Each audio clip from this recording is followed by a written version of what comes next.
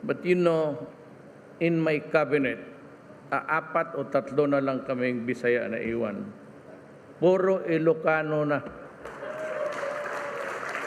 Kaya ibigay ko na lang ito isang buwan, alis na ako sa Malacanang, mamili na kung sinong Ilocano na leader ilagay ninyo doon.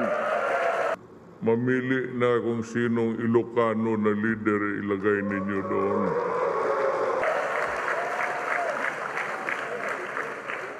You should not be surprised, actually. I am close to ang barkada ko, mga Ilocano, dormitoryo eh.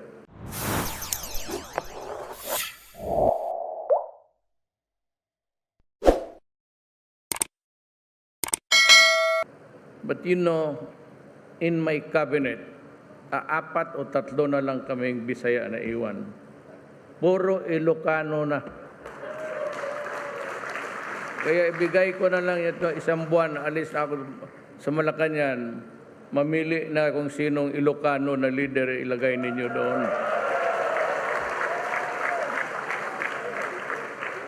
You should not be surprised, actually. I am close to ang barkada ko, mga Ilocano, dormitoryo eh. Dito naman, nung pagka-presidente ko, yung mga retired si Secretary Esperon, lahat ng mga military kinuha ko, almost 12 of them are in the cabinet ko.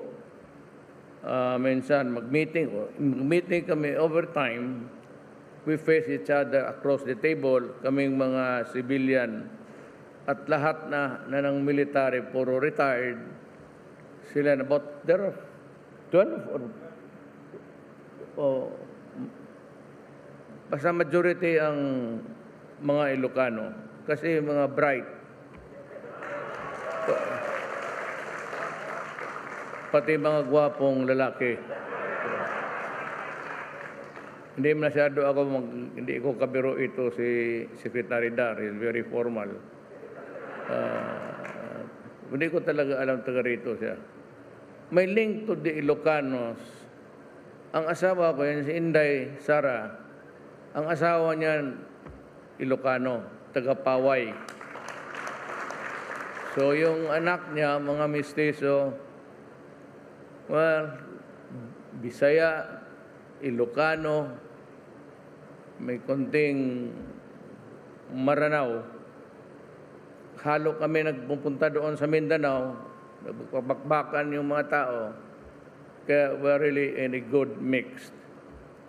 And if you go north, facing the map, nandito ang Cotabato, just beside Davao City, a little bit farther. Yung mga Ilonggo yun. But up north, ang una talagang nagpumasok sa Cotabato noon, used to be one Cotabato. Kaya nga, there's yung pagkatagal, noon maluwang ang Mindanao. So there was really no trouble a cause to fight for. Nung rumami na ang mga, most of the Ilocanos opted to stay north, yan ang Cotabato. North Cotabato, lupa yung kanila. Yung mga Ilonggo,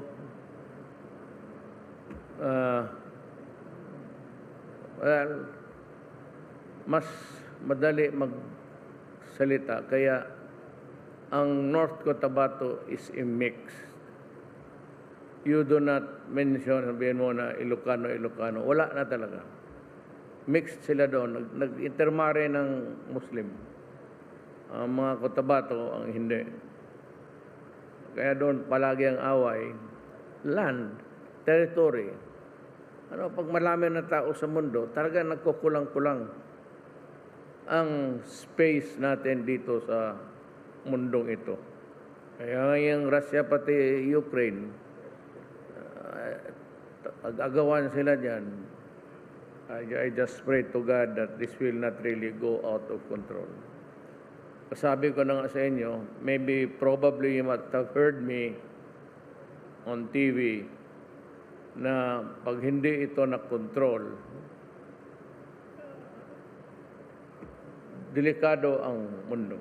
Once they start to push the button of nuclear warheads or nuclear bomb, or sabi nga ng isang commentator, it will melt the world. 1,000 ang nuclear warheads na. Sa Hiroshima, that was a primitive bomb. Nagasaki, nawarak yung pwesto. Flattened to the ground. Kung 1,000 bitawan, ako naman, we stay neutral. But reality tells me that in the end, we'll just have to select which side we would be. Now, of course, I know that the sentiment prevailing almost throughout the country, kay Ilocano, Bisaya, Lunggo, Bicolano, hindi ko nakalimutan itong speech, I'm talking of the reality. Ako umaga pa, nagbabantay na ako ng, bahala na yung magpatayan sila doon.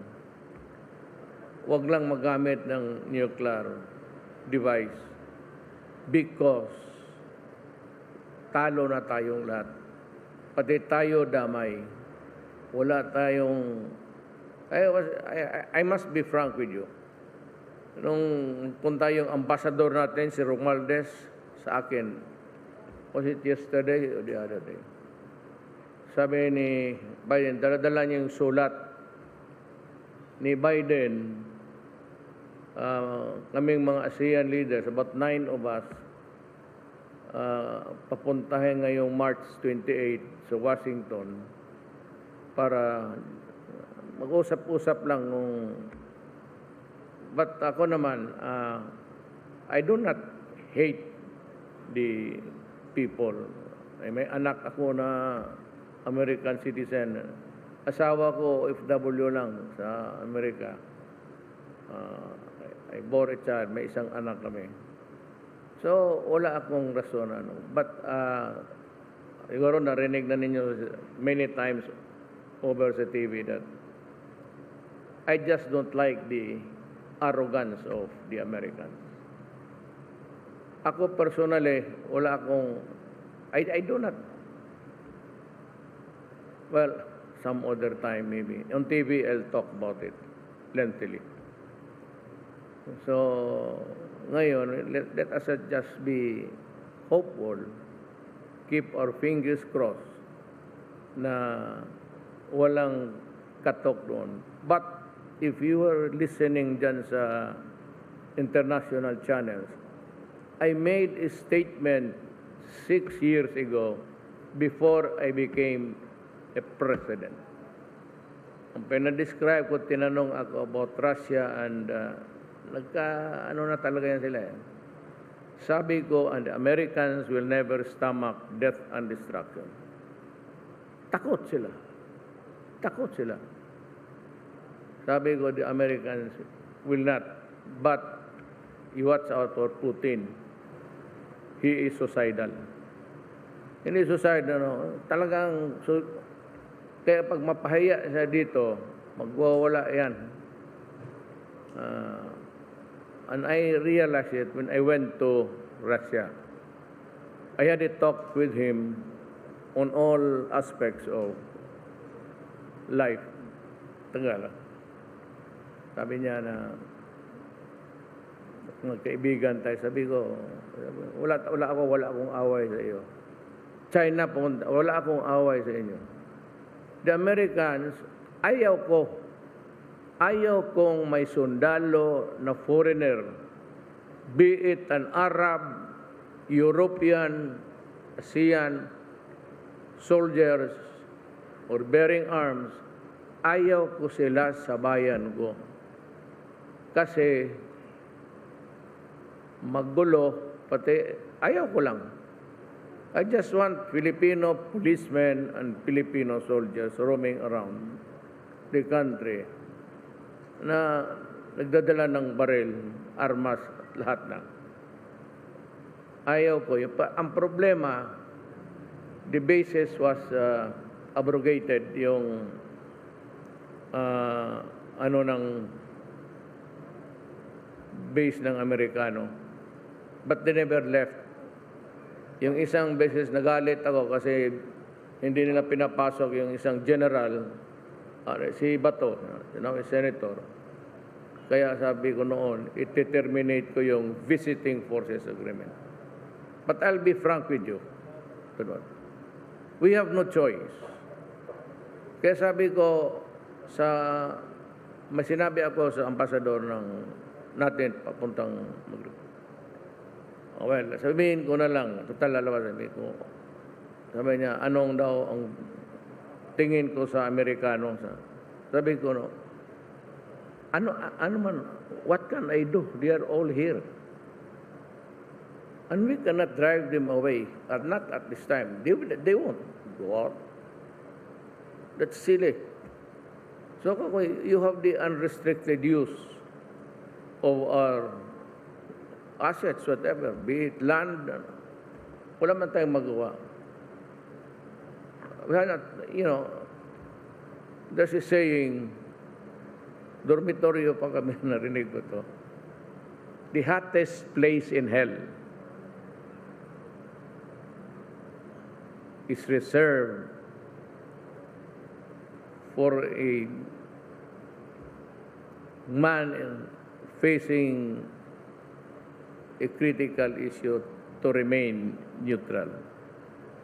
Pinakamainit is those who, kaya we'll have to take sides and in sa pangalan lang.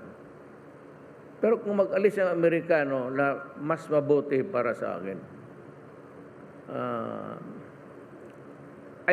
Gusto ko Pilipino lahat. Yun lang. Period. Baski anong klase ka, basta kaharap ko Pilipino, wag lang foreigner, be it Chinese or hanggang Pilipinas lang. Kaya whenever I talk in public, it always ends with my country and begins with my love for the Philippines. Yun man rin ang ano ko sa nung kampanya. No, I cannot memorize all of them. But I promised you during the campaign, 5 lang. Hindi ako lumabas sa fingers of my hands. Because of the time limit, I knew that it would be useless really to be verbose there and salita ka lang ng salita. Kaya ako, ang bullet lang. As always, pagka-debate noon, sabi ko, I'm through. Ma'am, tapos na ako. One is that I promised you law and order. Well, in the process, pati yung sa Davao na, I'm now facing a criminal charge sa International Criminal Court. Good. Basta tinupad ko yung trabaho. Wala na pakialam kung ano ang mangyari sa akin. And sa droga, huwag ka talagang magkamali niyan. For as long as I am still the president. Sabi ko sa droga, the reason behind is huwag mong sirain ang bayan ko. Bayan is abstract. Bayan, malaman mo lang tao, may gobyerno. So, pag sinira mo ang bayan ko, kasi sisirain mo ang anak namin na inasahan namin na pag kinabukasan will take care of us, kasi hindi naman tayo mayaman lahat eh. We feed them when they are young, and they would feed us when we are old. Kaya sabi ko, huwag mo sirain mga anak namin kasi ulitin ko, putang ina, papatayin talaga kita. Kaya kayong taga-droga, Huwag muna ngayon. Kung gusto mo, maghintay ka. Dadalawang buwan na lang, I'd be out. I'd be happy to transfer the power to whoever you would elect as president. Yun lang naman ang akin.